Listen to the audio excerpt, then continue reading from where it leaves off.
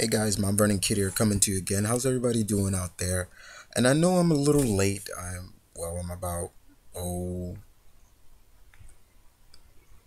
maybe 3 days late. I guess 2 days late with this recap slash review. Now granted I only saw the this week's episode of Avengers Earth's Mightiest Hero, and that's pretty much what I'm here to talk about because this was an excellent episode. I didn't really get to see what went on in the other show. My cousin did. He said it was kind of was garbage, pretty much to me. That was his words. But this episode of Avengers: Earth's Mightiest Heroes, episode 34, entitled "The Ballad of Beta Ray Bill." Yes, indeed. So we already know who is in this episode. All right. Bottom line, guys, the synopsis of this episode was simple, very simple, basic, very easy to get to. They were still continuing the story of basically what's going on with Thor. This episode pretty much focused on the Asgardians, Thor, everybody. So you saw Heimdall, you saw the Warriors 3, you saw Lady Sif, who really played a big role in this, and of course Thor, and of course them tracking down what happened in tracking down Surtur, and that's pretty much with this. And that's where pretty much enter Beta Ray Bill, the mighty Corbinite himself. Now, one thing I will say about this is that the fact is Beta Ray Bill was voiced by Steve Bloom, and I love Steve Bloom, don't get me wrong, but I wish Paul Dobson, who voiced him in Planet Hulk, came back to do his voice. The story pretty much, the concept of Beta Ray Bill's origin pretty much stayed true to basically how Walter Simonson, when he was created him. The world of the Corbinites' home world was destroyed by Surtur, the fire demon, and Beta Ray Bill had modifications to himself to make him stronger than the regular Corbinite, and he is the sole survivor on his ship called Scuttlebutt, and he has all the rest of the Corbinites in like a cryogenic hibernation. So when he meets Thor for the first time, he sees Thor as a demon, and so he attacks Thor. And inside, Thor is able to make his way inside of Scuttlebutt, and that's where he's ambushed by Beta Ray Bill, who mistakes Thor for a demon. Now, pretty much this is the reason why is because Heimdall basically Heimdall detected Beta Ray Bill's ship, and Thor went out to basically investigate it. And after a while, at first it looks like Thor is just easily, and then somehow he was able to get Thor, and then all of a sudden, what happens? He's able to successfully lift up Mjolnir, no problem, and attack Thor with it. Now, yes, there's only two people in comics that lifted up Mjolnir in the original Marvel universe without any kind of brute strength or just ease: Captain America and Beta Ray Bill. So when they see that Thor, Odin is trying to find Thor, so what does he do? He summons Mjolnir back to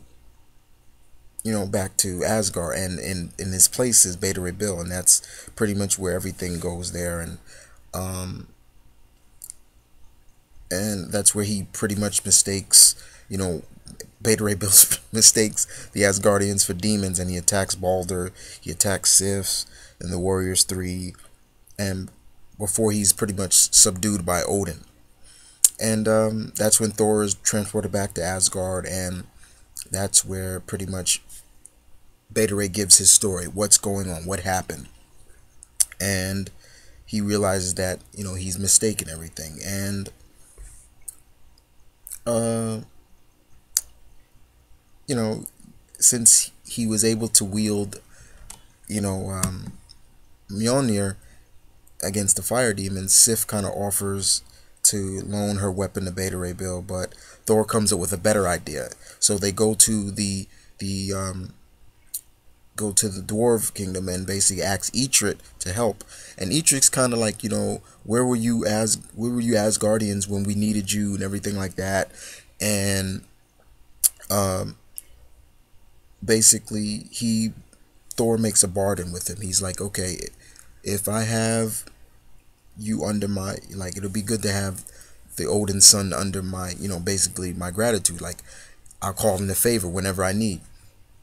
And that's where Eitrit basically makes uh makes Stormbreaker, Beta Ray Bill's hammer, with the last remaining Uru metal that Surtur, because Surtur had raided all the Uru metal, but there were still some left, and he was able to make it. So we finally get to see Beta Ray Bill in his traditional look with Stormbreaker, kicking ass, everything like that, with Thor by his side and Sif, and that was just well done. It just once again, this is another episode that just makes you realize, is like, what the hell is wrong with you guys canceling the show? Okay, we just the fight between Beta Ray Bill and Thor against the fire demon and the demon possessed enchantress. It was just really, really well done. I loved it. And when they are able to subdue Enchantress, after Thor and Beta Ray Bill are able to defeat Enchantress, which causes the fire demon to disappear, Surtur speaks through her and basically tells Beta Ray Bill and Thor that Enchantress is no longer under their control. And Beta Ray Bill leaves with Scuttlebutt in order to find safe place for the Corbinites to settle and populate.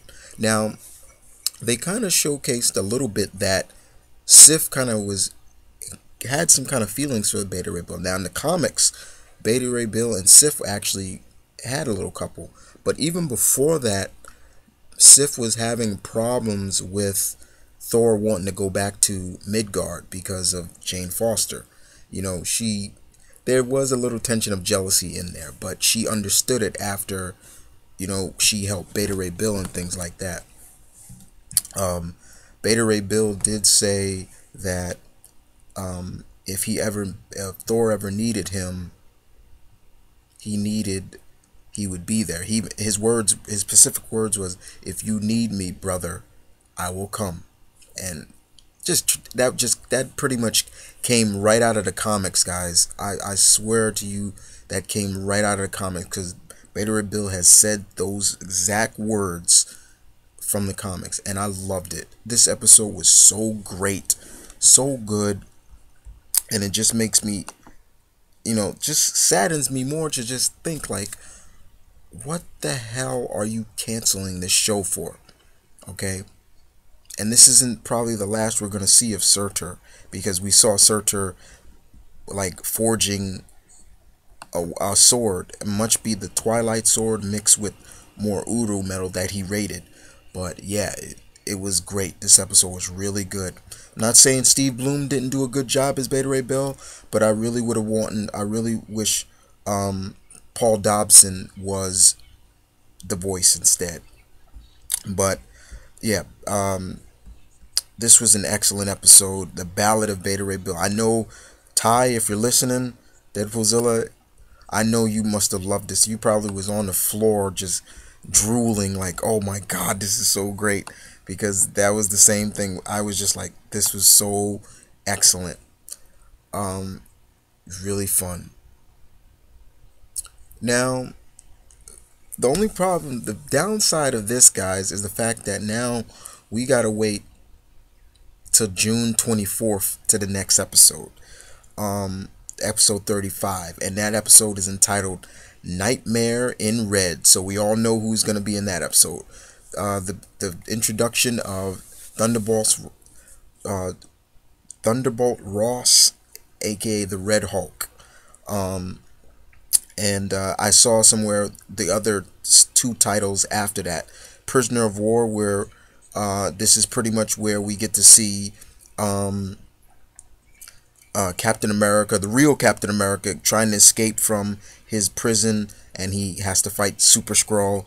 And then the next episode, episode 37, is called Infiltration, when the Skrulls invade Wakanda, and pretty much after that. But I don't know the dates for those, but those are the titles so far. But I do know the date for Nightmare in Red, and it's pretty much, I believe, June 24th.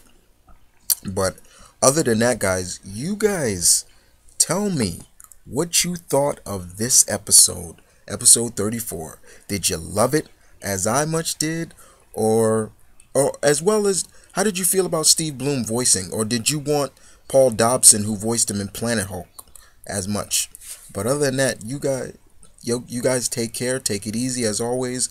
You know me, one, stay true, one love, stay tuned, keep it real as always. This is Mount Vernon Kid. I'm out.